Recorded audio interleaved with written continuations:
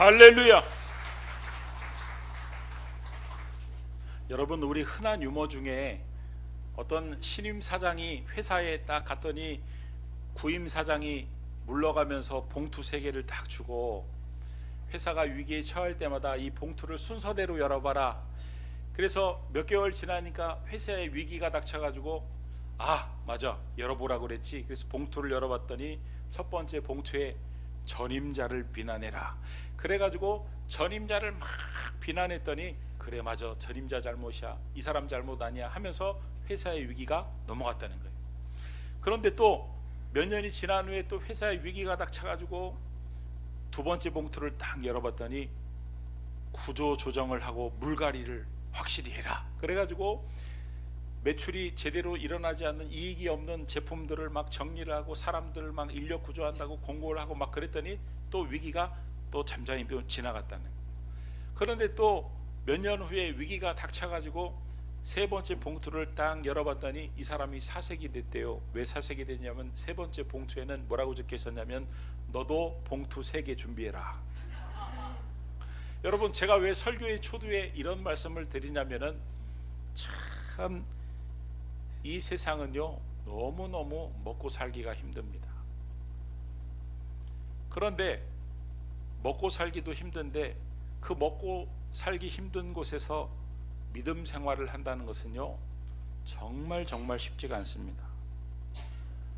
오늘 예수님께서는 오늘 본문 말씀을 통해서 정말 먹고 살기 힘들고 믿음 지키기 힘든 이 세상에서 승리할 수 있는 비결을 가르쳐 주셨기 때문에 우리가 눈을 번쩍 뜨고 귀를 쫑긋 열고 오늘 말씀을 들어야 된다, 이런 말씀. 예수님이 이 험한 세상에서, 이 먹고 살기 힘든 이 세상에서 우리가 신앙생활을 하고 믿음을 지키며 승리하며 살 수 있는 비결을 딱 2가지를 가르쳐 주셨기 때문에 우리는 그 비결을 귀담아 들어야 되는데, 주님이 가르쳐 주시는 비결은요 세상이 말하는 비결하고는 완전히 다릅니다. 세상이 말하는 비결은 일시적이고 땜빵일 수 있지만, 우리 주님이 지금 말씀하시는 이 비결은요 정말 온전하고 완전한 비결이기 때문이다, 이런 말씀이에요. 여러분, 주님은 우리가 정말 먹고 살기 힘든 이 세상에서 믿음을 지키며 산다는 게 너무너무 힘들다는 것을 잘 아실까요? 모르실까요? 잘 아실 것 같습니까? 모르실 것 같습니까? 잘 아십니다. 잘 아십니다. 그래서 예수님이 우리를 이런 상황으로 비유를 하셨는데, 마태복음 10장 16절 말씀을 보면 주님이 이렇게 비유를 하셨습니다. 보라, 내가 너희를 보냄이 양을 어디 가운데로 보낸가 같다고요? 이리 가운데 보냄과 같도다. 여러분 한번 상상해 보십시오. 양의 무리가 있는데 이리 한 마리가 그 양의 무리 가운데 들어간 게 아니에요. 거꾸로입니다. 이리가 득식을 거리는 곳에 양 한 마리가 들어가는 것입니다. 그러니까 주님의 관점으로 보면 이 세상에서 살고 있는 우리는 이리가 득식을 거리는 곳에 살고 있는 양 한 마리와 같다.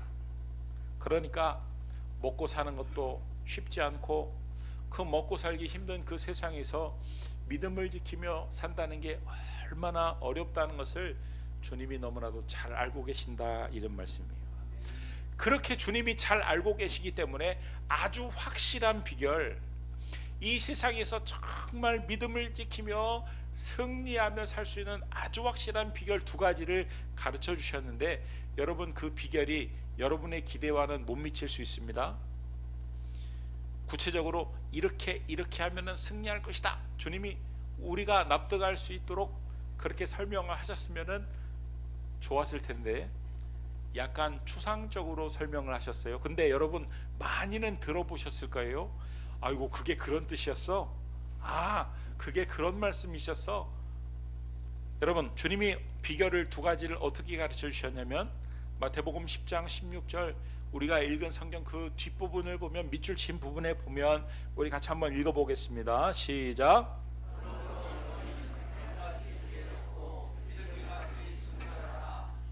그러니까 여러분, 이 세상에서, 이 먹고 살기 이 힘든 이 세상에서 우리가 믿음을 지키며 그것도 승리하기 위해서는 두 가지 비결인데, 첫 번째 비결은 뱀처럼 지혜로워야 된다는 것이고, 두 번째 비결은 비둘기처럼 순결해야 된다는 것입니다.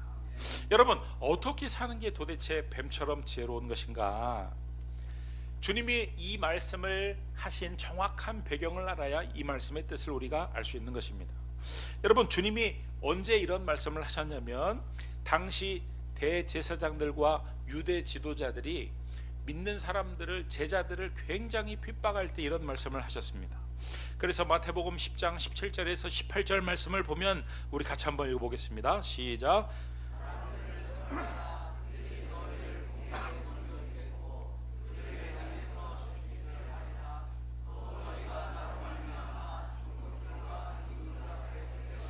네네. 공회에 넘겨지고 채찍질을 당하고 총독과 임금들 앞에 끌려가고 어느 것도 쉽지 않은, 견디기 힘든 그런 상황이었다, 그런 박해였다, 이런 말씀.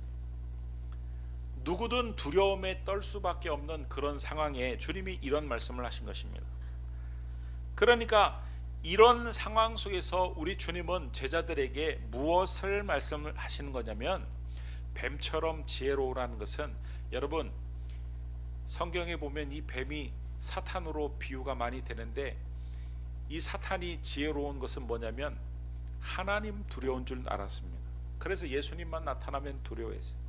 자, 그러니까 여러분, 이 뱀처럼 지혜로운 하란 말씀은 두려움의 대상을 잘 정해야 한다는 그런 말씀입니다.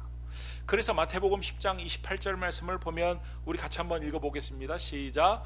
몸은 죽여도 능히 죽이지 못하는 자들을 두려워하지 말고 오직 몸과 영혼을 능히 지옥에 몸만 죽일 수 있는 사람을 무서워하지 말고 몸과 영혼을 지옥에 떨어뜨리는 이 누구예요? 하나님을 두려워하라는 거예요. 그러니까 사람과 상황을 두려워하지 말고 하나님을 그 어떤 상황 속에서도 사람이 아니라 하나님을 두려워하는 것, 이것이 바로 뱀처럼 지혜로운 것이다, 이런 말씀이에요. 할렐루야.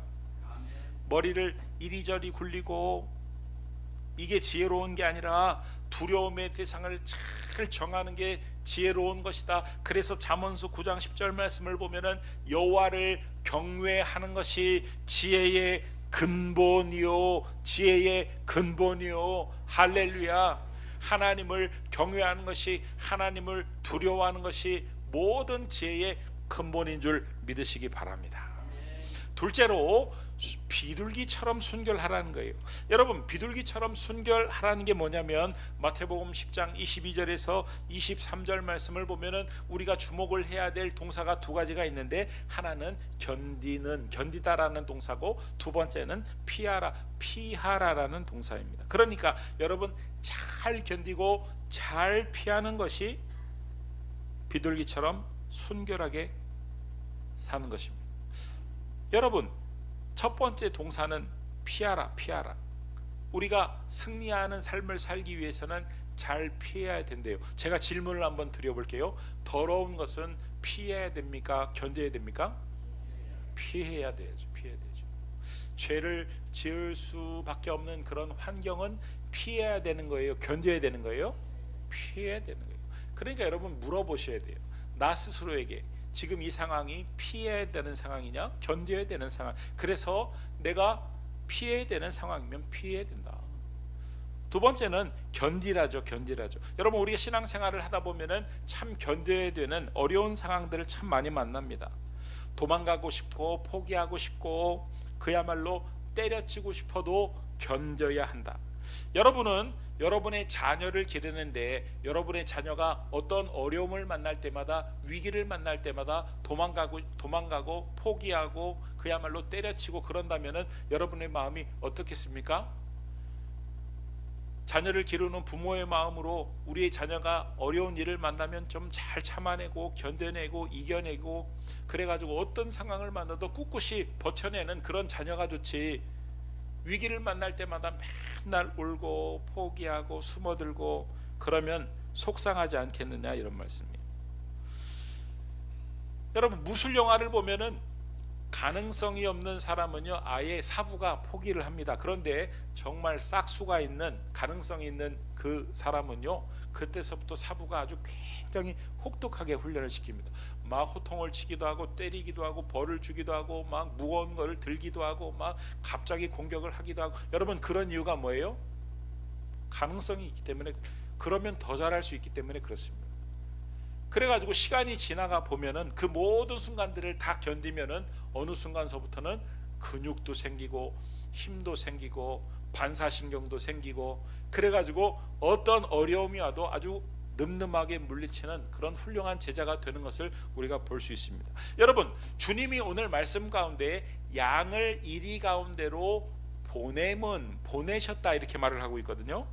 그러니까 주님이 양인 우리를 이리 가운데 보내는 목적도 비슷한 것입니다. 우리가 미워서가 아니라 연단을 통해서 어떤 환경과 어떤 상황 속에서도 능히 이겨내는 삶을 살 수 있도록, 능히 이겨내는 신앙이 될 수 있도록 주님이 이리 가운데 우리를 보내시는 것이다. 그러니까 우리는 잘 견뎌내야 되는 것이다. 할렐루야. 여러분 오직 하나님을 경외하고 피할 것은 피하고 견뎌내야 될 것은 잘 견뎌내면 하나님이 어떻게 해주신다는 거예요. 19절 20절 말씀을 보면 우리 같이 한번 읽어보겠습니다. 시작. 너희를 넘겨줄 때에 어떻게 또는 무엇을 말할까?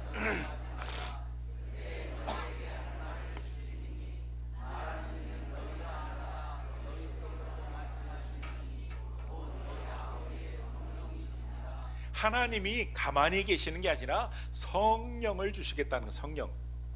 성령을 주셔서 그 성령이 우리가 깨달아야 할 것을 깨닫게 하시고 말해야 할 것을 말하게 하시고, 그러니까 성령을 통해서 우리를 도와주시겠다는 거예요. 그래서 여러분 요한복음 14장 16절 말씀을 보면 내가 아버지께 구하겠으니 그가 또 다른 보혜사를 너희에게 주사, 하나님이 보혜사를 우리에게 주시겠다. 그런데 예수님은 이 성령님을 또 다른 보혜사 이렇게 말하고 있죠. 또 다른 보혜사라는 말은 보혜사가 또 있다 이런 뜻이죠. 원래 보혜사가 계신데 또 다른 보혜사가 있다. 그러니까 원래 보혜사는 누구냐면 예수님이시고 또 다른 보혜사는 바로 성령님이시다. 여러분 이 보혜사가 무슨 뜻이냐면 한문이에요. 한문.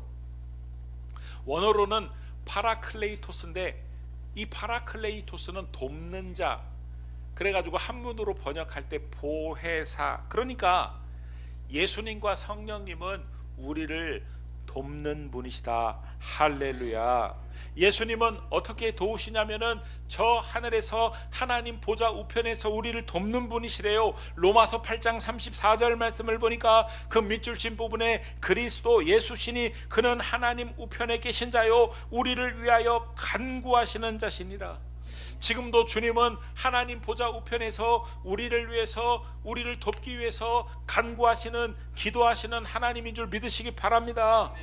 여러분 성령님은 또 어떤 하나님이시냐면은 이 땅에서 우리 안에 들어오셔서 우리를 돕는 분이세요. 로마서 8장 26절 말씀을 보면은 이와 같이 성령도 우리의 연약함을 어떻게 한다고요? 도우시나니 우리는 마땅히 기도할 바를 알지 못하나 오직 성령이 말할 수 없는 탄식으로 우리를 위하여 친히 간구하시느니라. 여러분 우리를 돕는 분이 예수님, 성령님. 여러분 예수님, 성령님이 어떤 분이십니까? 천지를 창조하신 하나님입니다. 우리의 생각을 하시는 하나님이고 무소불위하신 하나님이고 무소부재하신 하나님이시고 전지전능하신 하나님, 못할 게 없는 그야말로 하나님이세요. 할렐루야. 그분이 우리를 돕는다고 하니 그 도우심이 보통 도우심이겠느냐? 완벽하게 도우신다, 온전하게 도우신다. 할렐루야. 그러니까 우리가 먹고 살기 힘든 이 세상에서 믿음을 지키기로 결심을 하고 사람이 아니라 상황이 아니라 오직 하나님을 두려워하면서 피할 것은 잘 피하고 견딜 것은 잘 견디기로 결심을 하고 살면은, 즉 하나님의 뜻대로 살기로 결심을 하면 하나님은 우리를 도우시는데, 하늘에서도 우리를 도우시고 땅에서도 우리를 도우시고 전천후로 우리를 도우시는 하나님이시다. 여러분, 성경에 보면은 그런 증거들이 널려 있습니다. 엘라 골짜기에서 그 블레셋과 골리앗이 이스라엘 백성들을 막 위협을 하니까 모든 이스라엘 백성들이 겁에 질려가지고 두려워했습니다. 골리앗을 보고 두려워했고 블레셋 군대를 보고 두려워했습니다. 그런데 오직 한 사람 다윗만이 사람을 두려워하지 않았습니다. 그 상황을 두려워하지 않았습니다. 오직 다윗은 누구만을 두려워했냐면 하나님만을 두려워했어요. 그때 하나님은 이 어린 다윗을, 보잘것없는 다윗을, 연약한 다윗을 도우시는데 그 물맷돌 하나로 그 골리앗을 물리치고 전세를 완전히 역전해 가지고 전쟁에서 승리케 하셨는데, 여러분, 하나님의 도우심은 이렇게 철저하고 완벽하고 흠이 없고, 하나님은 누구를 돕냐면요, 하나님 한 분만을 경외하고 하나님 한 분만을 두려워하는 사람을 철저히 하늘에서도 돕고 땅에서도 돕고 전천후로 돕는 하나님인 줄 믿으시기 바랍니다. 가나안 땅을 정탐할 때도 두려움에 사로잡힌 사람들이 있습니다. 12명의 정탐꾼을 보냈더니 10명은 두려움에 사로잡혔습니다. 뭐가 그렇게 두렵더냐? 가나안 성이 두렵고 그들이 가진 무기가 두렵고 그들의 생김새가 두렵고 뭐든지 다 두렵다는 거예요. 그러나 그 중에 2명, 여호수아와 갈렙만이 오직 하나님만을 두려워했습니다. 그들은 아무것도 아니다. 그들은 우리의 밥이다. 여러분, 적과 꿀이 흐르는 그 축복의 땅 가나안 땅에 누가 들어갔느냐? 여호수아와 갈렙만 들어갔다. 여러분, 이것은 무엇을 뜻합니까? 하나님은 하나님만을 두려워하는 사람에게 축복의 땅 가나안 땅을 주시는, 축복의 땅 가나안 땅을 차지할 수 있도록 도와주시는 하나님인 줄 믿으시기 바랍니다. 승리와 패배가 도대체 어디에서 갈렸느냐? 축복의 땅을 차지하느냐 못 차지하느냐가 어디에 달렸느냐? 두려움의 태상에서 달렸다. 눈에 보이는 현실만을 두려워하고 눈에 보이는 사람만을 두려워한 사람은 패배를 했고 축복의 땅에 들어가지 못했지만, 오직 하나님만을 두려워한 사람들은 승리를 했고 잘 피했고 잘 견뎠고 마침내 축복의 땅도 차지했다. 할렐루야.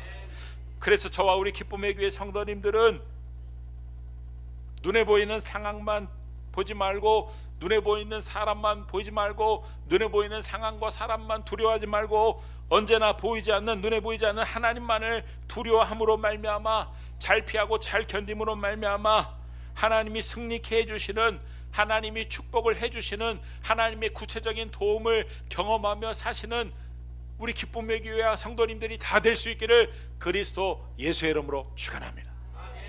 할렐루야. 제가 어제 우리 성도님들과 양산 땅에 있는 풀꽃교회를 갔다 왔습니다. 우리 서천성 선교사님은 정말 오직 하나님만을 두려워하는 선교사. 중국에 선교 갈 때도 다른 사람들처럼 선교 후원할 교회를 알아보고 후원할 사람들을 알아보고 간 게 아니라 배낭 하나 딱 메고 정말 하나님이 정말 원하시는 곳에 저를 내려주십시오 하고 배 타고 그냥 갔어요. 그리고 내려가지고 하나님이 원하시는 곳에 저를 보내주세요. 그리고 버스 타고 갔어요. 정말 하나님이 원하시는 곳에 저를 내려주세요 하고 정말 내린 그곳에서 선교를 시작했어요. 대단한 사람이죠.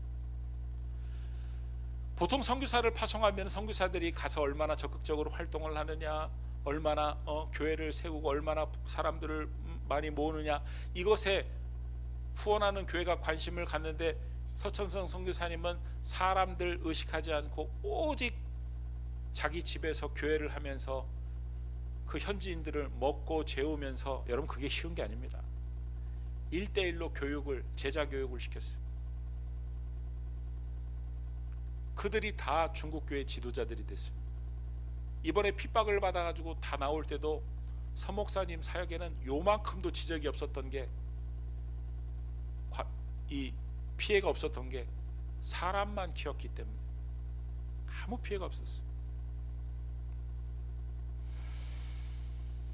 제가 이번에 내려가 가지고 우리 서목사님 만나는 그 짧은 순간 동안 무얼 듣다 왔냐면은 하나님이 계속 이렇게 도우셨다, 저렇게 도우셨다, 이렇게 도우셨다. 저만 들은 게 아니라 증인들이 24명이나 있으니까. 지금이야 우리가 이렇게 담담하게 이야기를 하지만 여러분들이 서목사님이라고 생각해 보십시오. 그동안 10여 년 동안 중국에서 선교를 열심히 했는데 어느 날 갑자기 추방을 당해서 아무것도 없는 상황이었. 방 한 칸도 없었잖아요. 방 한 칸도. 애들하고 거할 집이 없어가지고 처갓집에 그 단칸방, 그 조그만 방에 애들 셋 데리고 거기서 머물렀잖아요. 다른 선교지를 가려고 해도 번번이 막히고. 서천성 선교사님 자녀 중에 하나가 경계성 장애입니다. 이 아이가 분위기가 밝고 박수치고 이때는 괜찮은데 이렇게 설교하고 조용한 분위기가 되면은 참지를 못하고 몸이 막 들썩들썩 돼가지고 학기 초만 되면은 선생님과 아이들을 찾아가가지고 우리 은혁이는 이런 아이입니다 라고 설명을 해야 될 정도로 그런 장애가 있는 아이. 가장이죠. 새 아이를 먹여 살려야 하는 그런 어깨가 무거운 사람이죠. 그런데 아무것도 없는 그곳에 하나님이 교회를 세우라는. 여러분, 그곳이 어떤 곳이냐면은 서시문중이 모여있는, 절집과 점집은 돌아가면서 가득하지만 교회는 세울 수 없는, 아니 교회를 세운다는 것은 엄두를 낼 수 없는, 각 문파별로 제당만 제실만 큰 곳이 3개가 있는 그런 곳입니다. 그런데 하나님이 교회를 세우라 하시니까 우리 서성교사님이 그 마을 모든 사람들이 신처럼 떠받드는 성황당, 아주 수백 년은 됐을 법한 그 나무 옆에 성황당을 세워놨는데 그 옆에다가 교회를 세운 거예요. 교회를 세운다는 게 쉽지가 않죠. 사람들이 감시를 하고 목사가 된 거를 아니까 혹시 저 사람이 교회를 세우지 않을까 싶어가지고 계속 감시를 하고 교회 세우면 안 된다 협박을 하고 사람들을 보내고. 그래도 이 서목사님이 사람과 환경을 두려워하지 않고 오직 하나님을 경외하면서 밀어붙이자 놀라운 일들, 기가 막힌 역사들, 하나님이 돕는 역사들이 구체적으로 나타났다는 거예요. 그 출발점이 우리 교회에서 그곳에 교회를 건축하라고 3천만 원을 보낸 일이 일어났어요. 할렐루야. 근데 사실 제가 너무 서목사님께 미안해가지고 전화를 자주 못했습니다. 여러분, 3천만 원이 물론 큰 돈이지만 교회를 건축하기에는 터무니없이 작은 돈입니다. 서목사님이 이번에 교회를 지었는데 보니까 한옥처럼 지었더라고요. 전문가들의 말에 따르면 한옥처럼 집을 짓기 위해서는 한 평당 제일 적게 들어도 돈이 1,000만 원, 1,000만 원에서 1,500만 원쯤 된답니다. 그러니까 여러분, 풀꽃교회가 15평이니까 최소한 건축 비용이 어느 정도 들어요? 1억 5천에서 2억 2천만까지 들어야 돼요. 그런데 그곳에 우리가 3천만 원만 보냈음에도 불구하고 교회도 세워지고 기가 막힌 요양원도 세워지고 얼마 만에요? 1년 만에. 제가 이런 말씀을 드리면은 실감을 못하니까 1년 전에 그곳의 사진을 먼저 한번 보여드리겠습니다. 자, 어제 갔다 오신 분들은 1년 전 사진이에요. 그 사진이 어제 갔다 오신 분들 상상이나 됩니까? 저 뒤에 기와집 하나 보이죠? 저 뒤에 있는 기와집 하나가 80년 전에 제사를 지내기 위해서 세운 제당입니다. 그런데 그 기와집을 허물고 그곳에서 나온 그 나무로 교회의 기둥들을 세웠어요. 모자란 나무들은 제가 넘기지 말라고 했는데도 벌써 이렇게 은혜로 넘겼어요. 이렇게 변했다, 이거 이렇게 변했다. 그 앞에 그 콘크리트 비어진 그 부분에 여기 이 부분에 다음 장면이요. 교회를 이렇게 세웠는데 얼마나 아름답게 변했습니까? 교회 안에 보면은요, 다음 사진을 보여주시면 이렇게 그 기둥들을 떼내다가 나무들을 떼내다가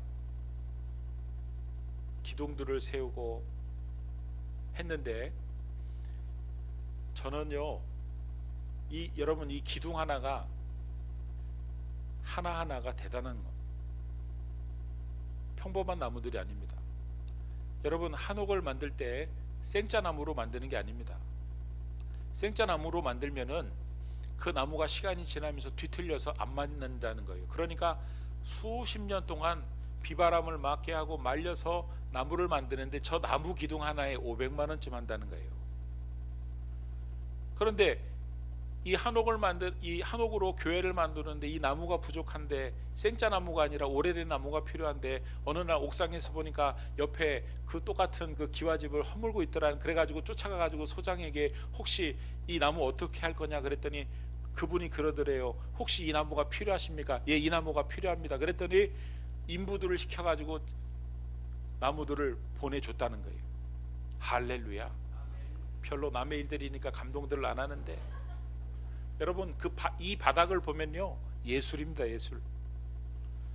프랑스 미대 나온 사람이 그 현장 소장이 시켜가지고, 다 물론 공짜입니다. 얼마나 아름답게 바닥을 꾸며놨는지. 바닥에 막 금도가 있고 아주 그냥 바닥이 무슨 투명한 유리처럼 아주 멋있게 되어 있어요. 다음 사진을 좀 보여주시기 바랍니다. 교회 안에서 밖을 내다본 풍경이에요. 저 밖에 사실은 정자가 보이지만 바로 옆에 그 아까 말씀드린 성황당 그 나무가 보여요. 예배드리는데 아예 그냥 정면으로 보입니다. 다음 사진을 보여주십시오. 우리 성도님들이 어제 가가지고 밖에서 단체 기념사진을 찍었는데, 다음 사진이요, 실내에서도 이렇게 사진을 찍었어요. 다음 사진이요, 아까 그 초라하게 서 있던 그 기와집 자리에 저렇게 멋있는 요양원까지 들어섰어요. 얼마 만에요? 1년 만에. 1년 만에. 죄송하지만 처음 사진 좀 보여주실 수 있어요? 처음 사진. 이 장면이 교회가 세워지고 아름다운 정원이 되고, 저곳에 여러분, 근데요, 참 3천만 원 보내주고 너무너무 미안했는데, 이 건축법에 의해서 오수 시설을 해야 되고, 그 다음에 정화조도 있어야 되고, 그 다음에 저 요양원을 하려면 물탱크도 있어야 되는데, 그거 하는데 비용이 한 개당 500만 원씩 400만 원씩 든다는 거예요. 그래가지고 저 공터 저 가운데 땅을 팠더니 놀랍게도 거기에 하수시설이 돼 있더라는 거예요.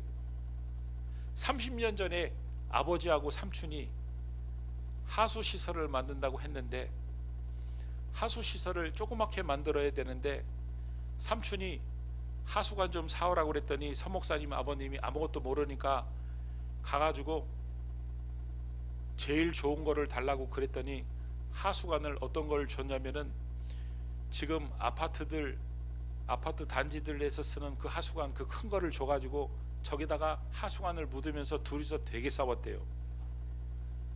싼 거 사다 심어도 얼마든지 가능한데 왜 이런 걸 사? 그런데 지금 물을 떠내려 보내니까 기가 막히게 지금도 쓸 수 있더랍니다. 그래서 돈 한 푼도 들이지 않고 하수 시설을 하고, 그리고 저 가운데 땅을 파보니까 정화조가 묻혀 있더래요.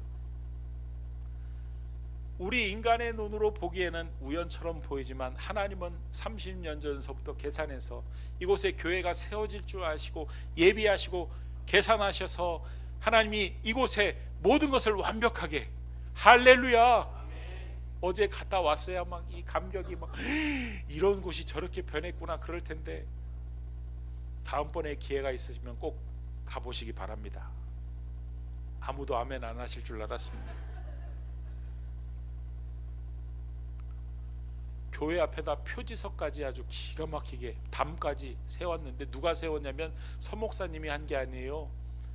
전순조라는 소장이라는 사람이 했는데, 전순조라는 소장이 목사님 우리 계약서 쓰지 맙시다 그러더래요. 계약서 쓰면은 계약서대로 돈을 받아야 되니까 목사님 대신 교회를 천천히 지읍시다.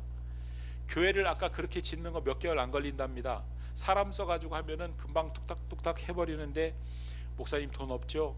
그러니까 제가 틈날 때마다 해드릴 테니까, 인건비 안 받고 해드릴 테니까 목사님 제가 지어드릴게요 하면서 했는데 1년 2개월 걸린 거예요. 그게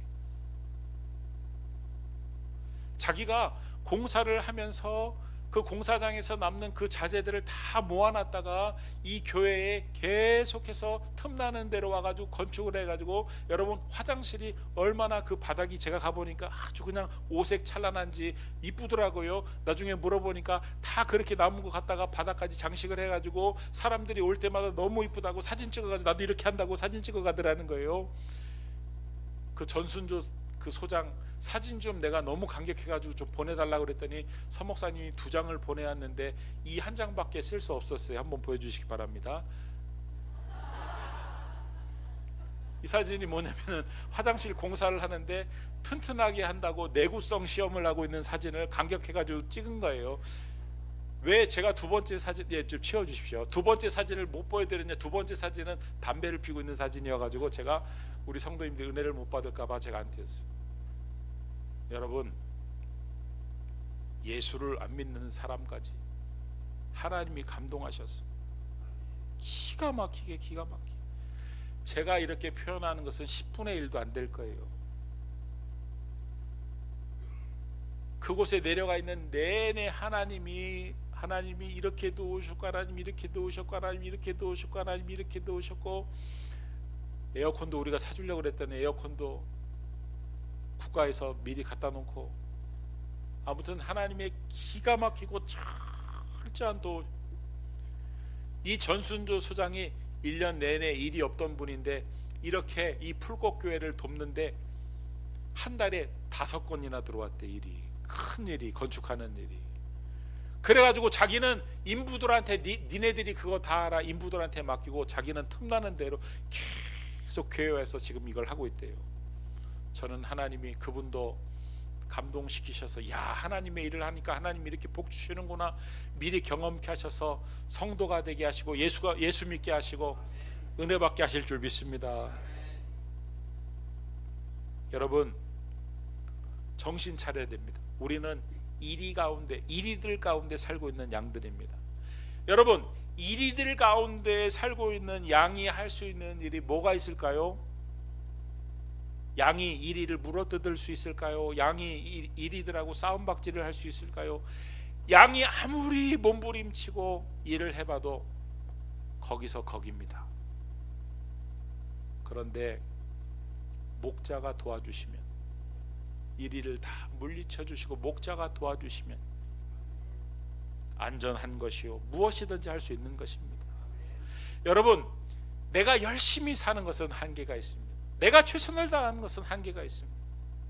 오늘 하나님이 이 먹고 살기 힘든 이 세상에서 우리가 믿음을 지키며 승리할 수 있기 위해서는 우리 보고 열심히 일하라고 하지 않았습니다. 밤 늦게까지 일하고 새벽 일찍 일어나가지고 몸부림치며 염려하며 걱정하며 살지 말라고 했습니다. 뭐라고 말씀하셨습니까? 뱀처럼 지혜롭고 비둘기처럼 순결해라. 오직 상황이 아니라 사람이 아니라 여호와 하나님을 경외하고 잘 피하고 잘 견뎌라. 그러면 보혜사 성령께서 하늘에서도 도와주시고 땅에서도 도와주시고 사람을 통해서도 도와주시고 믿지 않는 사람을 통해서도 도와주시고 하나님이 도와주시겠다고 약속하셨어요. 할렐루야. 지금까지 여러분 열심히 살아보셨잖아요. 최선을 다해 보셨잖아요. 그런데 한계가 있잖아요. 지금까지 최선을 다해서 살아보신 것만으로 여러분 충분합니다. 지금부터는 속는 셈 치고 하나님께 간절히 부르짖으며 기도하며 살아보시기 바랍니다. 기도하는 척만 하는 게 아니라 정말 살아계신 하나님 앞에 천지를 만드시고 역사를 주관하시고 내 인생을 다스리시는 그 하나님 앞에 무릎을 꿇고 하나님 앞에 간절히 도움을 청하며 살아보시라, 이런 말씀이에요.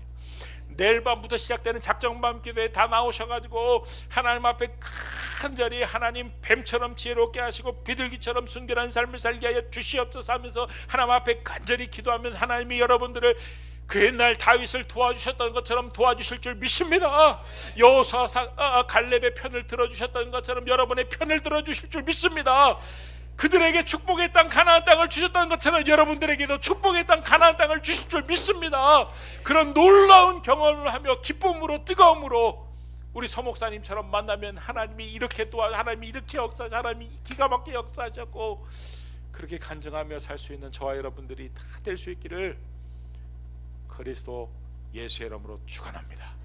축원합니다. 기도하겠습니다. 하나님, 뱀처럼 지혜롭고 비둘기처럼 순결하게 살게 하여 주옵소서.